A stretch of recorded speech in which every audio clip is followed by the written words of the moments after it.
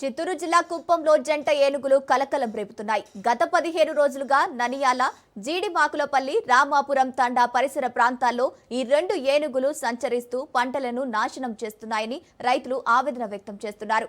నిద్రలేని రాత్రులు గడుపుతున్నామని వాపోతున్నారు. అటవీశాఖ సిబ్బంది రంగంలోకి దిగి ఏనుగులను అడవిలోకి మళ్లించే ప్రయత్నంలో భాగంగా బాణసంచా పేల్చి వాటిని తరించే ప్రయత్నం చేస్తున్నారు.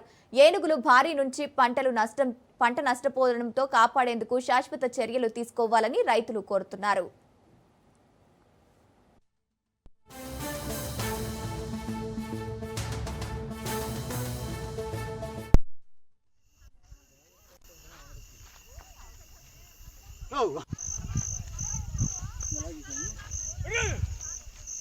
నువ్వు వెనకాల ముందు రాకుండా.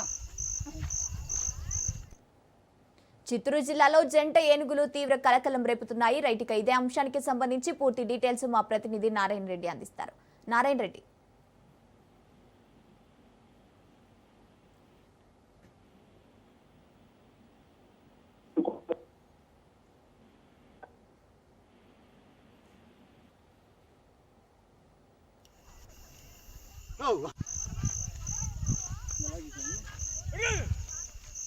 నువ్వు వెనకాల ముందు రాకుండా.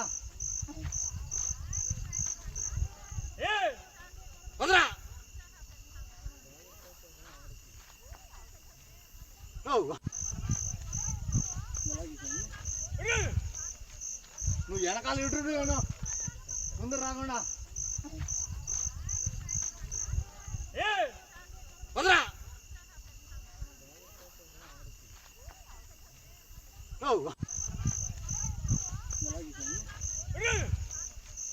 నువ్వు వెనకాల ముందు రాకుండా.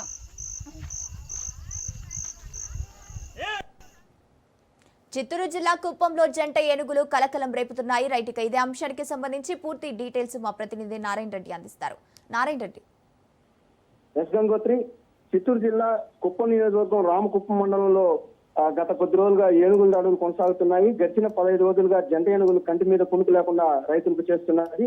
అయితే చీకటి పడితే ననియా తాండా, నారాయణపురం తాండా, రామాపురం తాండా, జీడిమాకులపల్లి గ్రామాల్లో కూడా పంట పొలాలపై ఏనుగులు దాడులు కొనసాగుతున్నాయి. బుధవారం రాత్రి కూడా జంట ఏనుగులు ననియాల తాండా సమీపంలో మామిడి తోటలో కూడా సంచరిస్తూ ధ్వంసం చేశాయి. ఆ యొక్క చెట్లు కూడా కొమ్మలన్నీ కూడా విరిచేశాయి. పూర్తిగా ఆ యొక్క పంటను పూర్తిగా నష్టపరిచాయి. అయితే అటవీ అధికారులు బేస్ క్యాంప్ సమీపంలో ఉన్నవారు సిబ్బంది కూడా సంఘటనా స్థలానికి చేరుకున్నారు.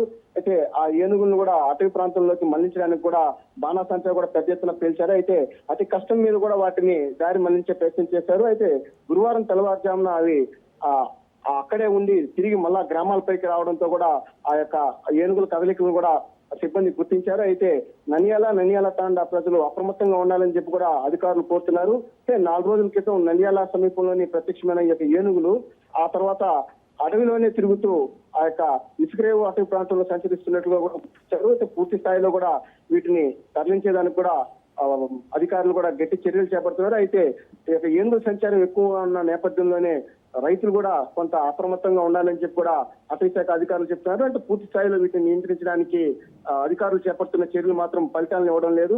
మరోవైపు ఈ యొక్క ఏనుగుల దాడులను నియంత్రించడానికి అటవీ ప్రాంతానికి సమీపంలో ఉన్న ఆ యొక్క అంటే గ్రామాలకు అటవీ ప్రాంతానికి మధ్య ఆ యొక్క కందకాలను కూడా తవ్వడం జరిగింది. అయితే ఆ కందకాలు కూడా పూర్తిగా పూడికి తీయకుండా ఊడిపోవడంతో కూడా ఏనుగులు సునాయాసంగా గ్రామాలపైకి వచ్చేదానికి అవకాశం ఎక్కువగా ఉన్నాయి. మరోవైపు అంటే మొత్తం ఈ యొక్క 12 ఏనుగులు 2 విభాగంగా విడిపోయి 6 ఏనుగులుగా దాడులకు పాల్పడుతున్నాయి. మరోవైపు ఈ జంట ఏనుగులు ఏవైతే ఉన్నాయో అవి కూడా తరచూ గ్రామం సమీపంలోనే అవి తిష్ట వేసి తరచూ గ్రామాలపైకి వచ్చి దాడులకు పాల్పడడంతో రైతులు తీవ్ర భయాందోళనకు గురవుతున్నారు. పూర్తిగా చేతికొచ్చిన పంట కూడా రాకుండా ఆ యొక్క ఏనుగు కూడా దాడులకు పాల్పడడం కూడా తీవ్ర ఇబ్బందులకు గురి చేస్తున్నట్లు కూడా రైతులు ఆవేదన వ్యక్తం చేస్తున్నారు. Gangotri, thank you Narayana Reddy.